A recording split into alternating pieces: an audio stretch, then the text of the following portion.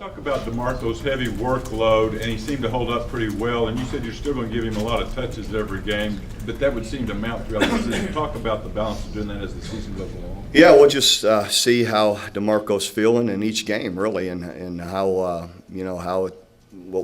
how things are working and how he feels. We have another, with Moses in this week. Here's another guy with a lot of experience and a senior that's played for us and played well.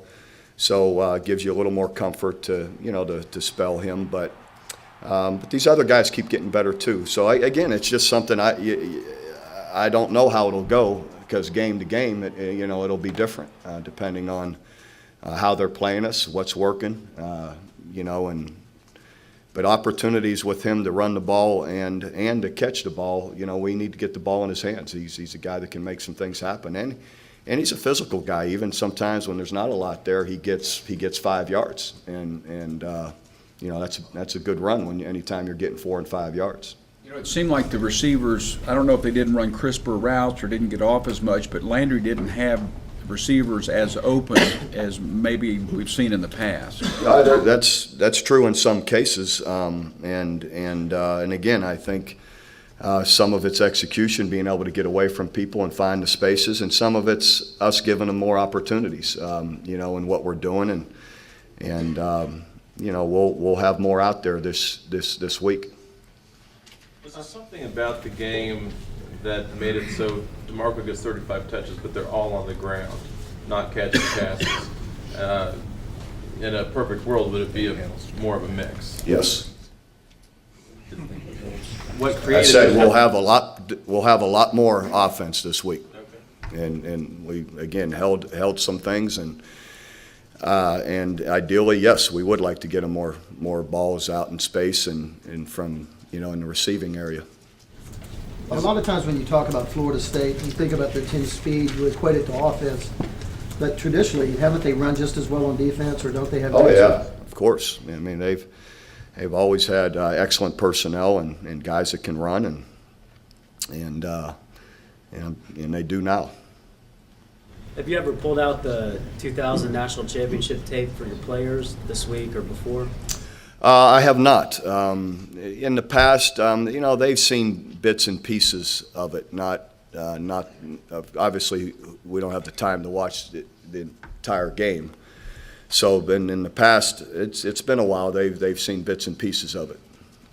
Whether I do or not this week, we'll see.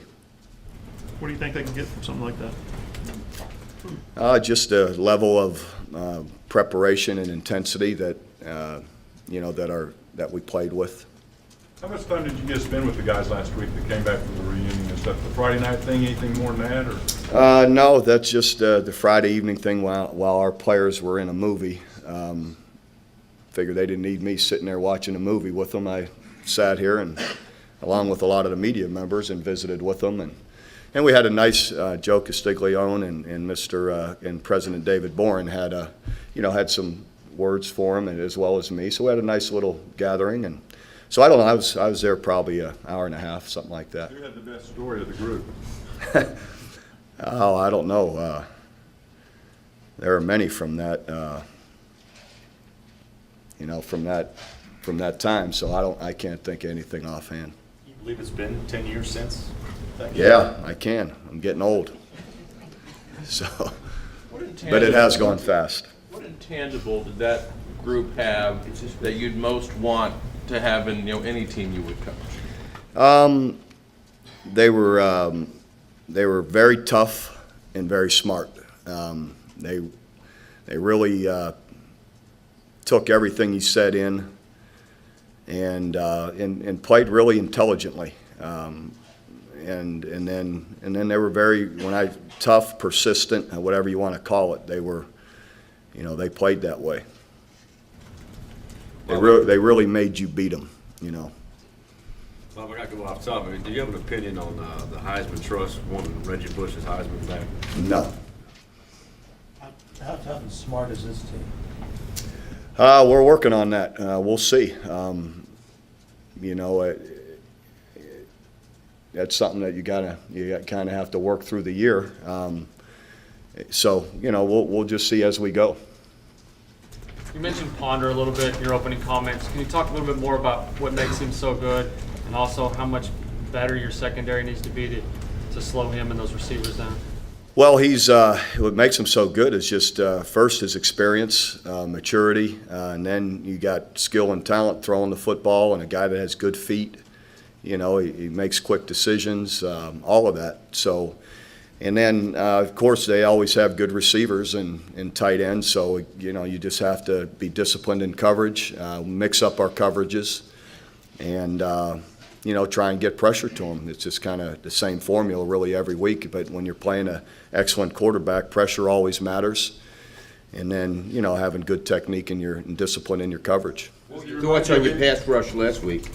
I thought it was pretty good. We needed to contain them more, but we flushed them out and chased them. But unfortunately, so in the end, we just need to corral them in a better way. Had 3 sacks and a few other forced throwaways, but we need to keep them in the pocket, not let them run around as much as we did. Adrian Taylor, did he feel okay? He did, and really felt. He should be better. He really didn't have any problem afterwards, and practiced yesterday. And so hopefully, as he goes through the year, it continues to improve for him. He played more than I realized. I think Coach Shipp said he played around 26 snaps. Bob, one of your favorite alumni receivers is now catching passes from one of your favorite alumni quarterbacks. I heard that, yeah. What do you think of that? I think it's great. Mark Clayton being traded from Baltimore to St. Louis can only help, I would think, Sam. Mark's got experience now, and I know what a great worker and competitor he is, so I would think he'd help anybody's receiving core, and I know a quarterback's always looking for good receivers, so I'm sure that'll be a good match. Bob, are you concerned about the way Landry played Saturday?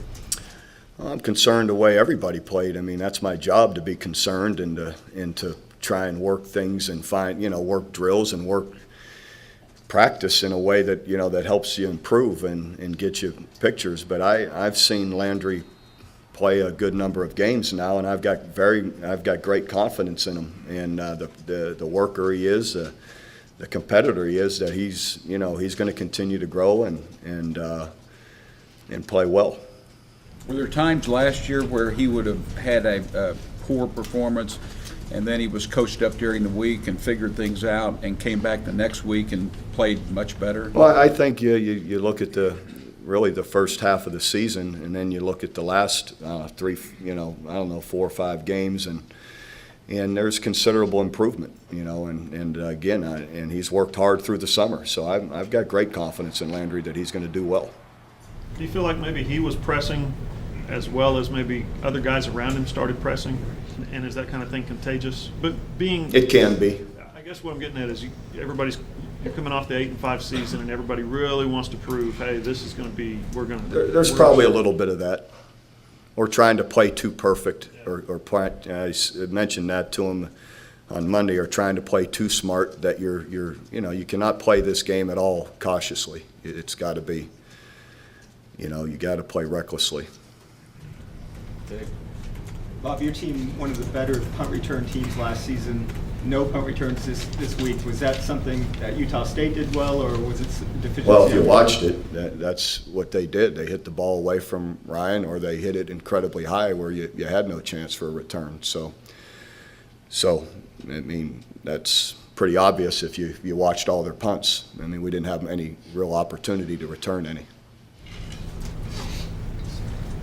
Bob, Jimbo Fisher taking over for a legend in Bobby Bowden. Most guys who take over for legends don't do that well. Some have, but the majority don't. When you took over, you didn't follow Wilkinson or Switzer. Is it easier to come in? I might not have taken the job, had I. Is that make it easier on a coach when he doesn't have to follow in that legend, or there's some? Well, I think circumstances are always, it's always different. I think Jimbo, being that what I would think helps and is good for him is the fact that he's been there now for I don't know how many years. It seems like 4 or 5.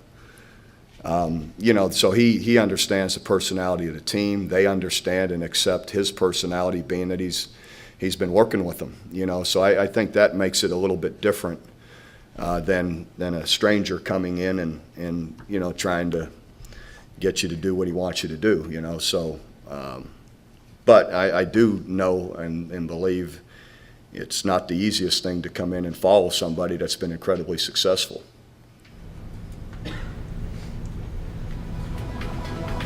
Okay, thanks.